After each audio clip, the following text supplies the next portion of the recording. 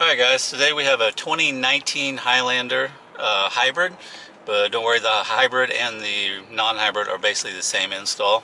It's very easy. Today we're going to flash our ALCA, which is made by Idatalink, with the WebLink Mobile. So it works with iOS or Android.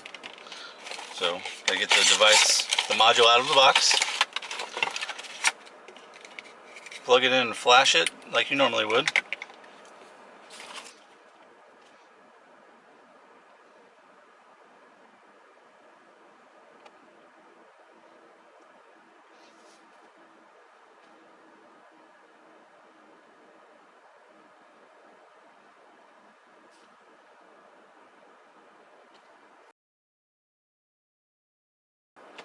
Alright, as soon as it's done being flashed, it comes up with a link that says View Install Guide. We want to click that so we can see all the wires that we're going to need. And this one is Type 3 install of TL7. So now we can unplug this since it's flashed and put it back in our bag or get it out of the way so we don't leave it in the customer's car.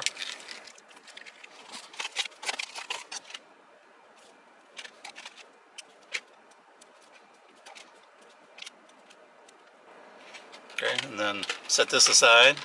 It's for all your trash. So here's a power connector. We aren't going to need the blue with white, so I depin it. Once again, if you aren't comfortable depinning, then don't. It's not a big deal.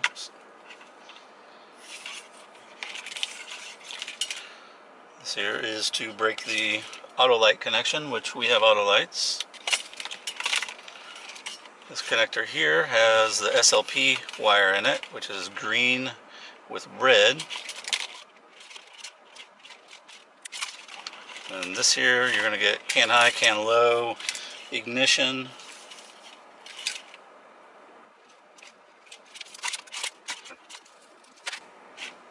And then here you're going to get your parking lights, which is the green wire.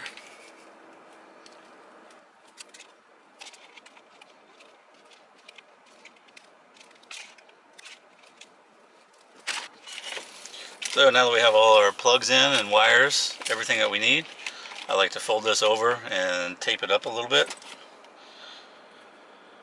Now all the connections on this specific install is going to be in the steering column. I'll show you that here in a few minutes once I prep everything. So we need the white with black, white with red, can high, can low, and parking lights to be taped up together.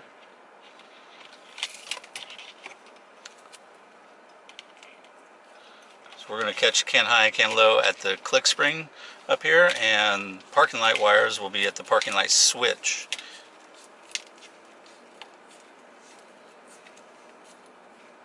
So tape that all the way up to the end basically, and then cut them all off to the longest length, which is going to be the green wire. And then everything else we tape them up together too, because all those will be made at the SLP connector there for power, ground, SLP, and ignition.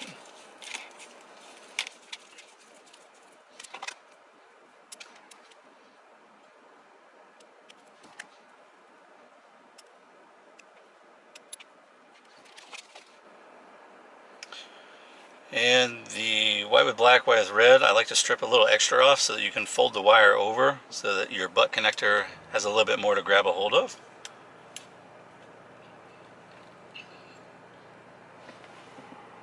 So you got it like that, and then you just fold it over in half.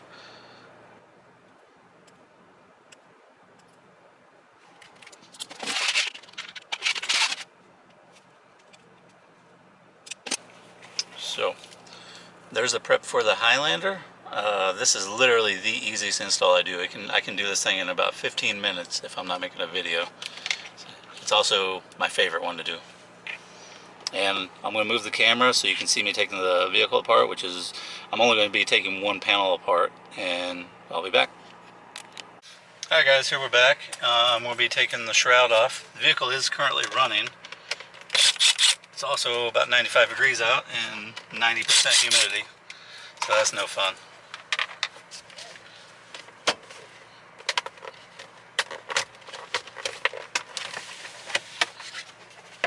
So, steering shroud comes off pretty easily.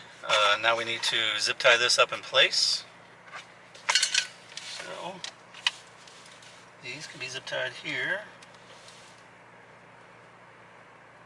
Now this is the parking lights, can high, can low. And then, take and zip tie these down here. Be sure to give yourself a little bit extra slack too. You don't want it to be too tight. Also, I kind of zip tie my wires on the right hand side so that they don't hang down too far. And then the ALCA will be zip tied to the harness that comes down the steering column and goes over to the center console. I can zoom in later and show you.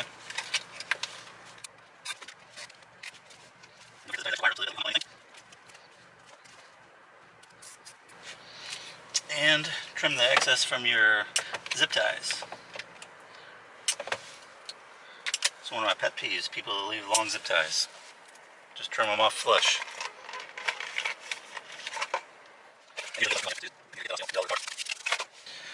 So now that I'm going to be unplugging things, it's a good idea to turn the vehicle off.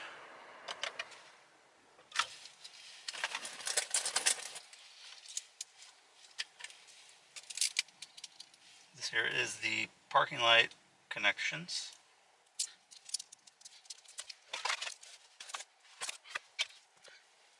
So there's a black wire, I believe in pin 20. That's for your auto lights. So you'll need to break that connection. So cut that, strip enough off so that you can fold it over on itself again. This is a small gauge wire and it will pull out of these if you're not careful.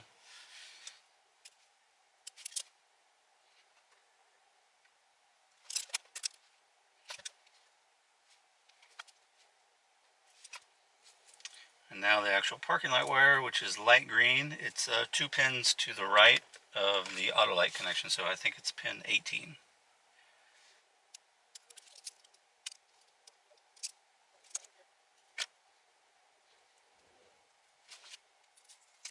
If you're wondering why I don't solder, it's because I do the poke and wrap method, and this is dealership work, so they'd rather me not solder anything. Now I will tape this back up so it looks a little nicer and stays together. And once I do that, I'll plug it back in and put a zip tie around it.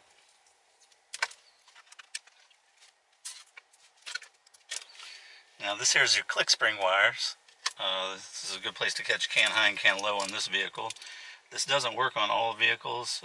For example, the newer Tacomas, you can't catch can high and can low up here. I believe they're gated, so they don't provide all the information that the module needs to program to the vehicle. So white will be can low and tan will be can high in the vehicle. And then on the other side, brown red and brown yellow.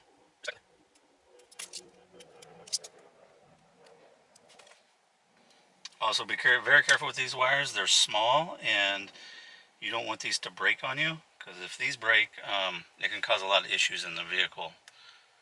Basically, it'll be breaking the CAN bus. So definitely don't want to do that.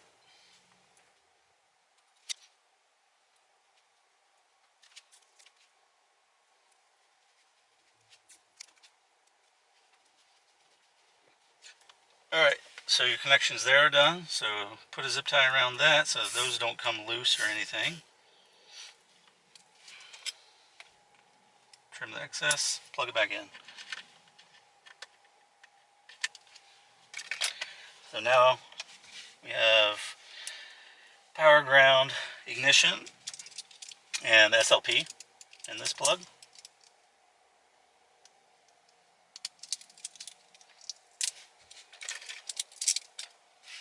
I always connect the ground first, which is white with a black stripe.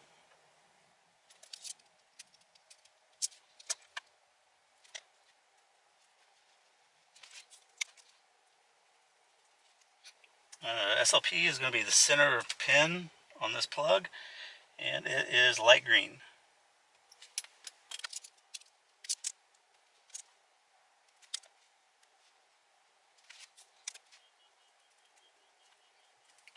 Next is the ignition. It's a red wire in the vehicle and pink coming off of the module.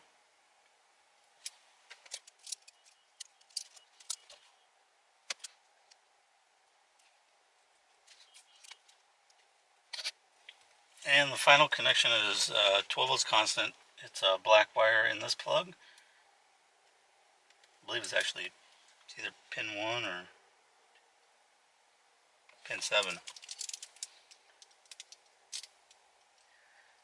Always refer to your wiring diagram.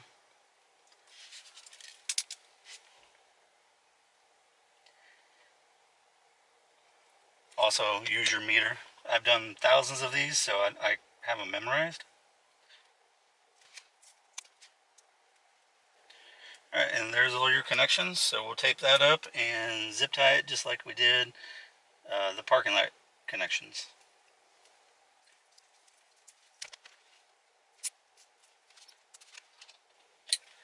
There you go, everything's done as far as the wiring goes.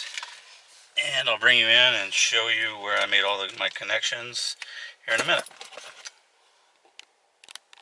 Alright, so next is programming. And I'll show you where I put the unit. Device is zip tied right up in there. All my extra wire is zip tied to the harness right here. And to program it, you basically need to have one key in the vehicle. Press this twice. See the red light is lit up solid. Wait for it to turn green, and that's it. Programming is done. Sometimes it'll flash, and if that's the case, you turn the vehicle back off, wait for it to turn solid red, and then turn the vehicle back on, and it will finish programming. Alright, so now we're going to test it. So what we do is we press lock on the factory key fob, look in the dash, and you will see a car with a lock on it that is lit up solid. That means that this vehicle probably has a factory alarm, so we need to wait roughly 30 seconds and that light will start to flash. And once it starts flashing, then we can test our remote start. Okay, the factory alarm is armed. I'm going to take about 10 steps back and press lock 3 times with the factory remote, and it should start up.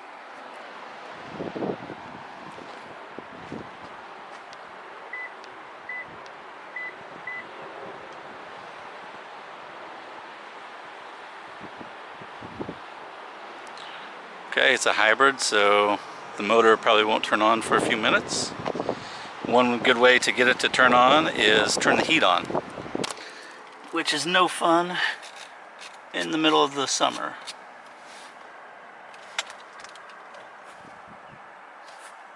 Also, turn the fan up.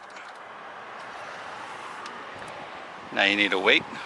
You can put your hand on the vehicle to feel the engine start up, or usually you can hear it.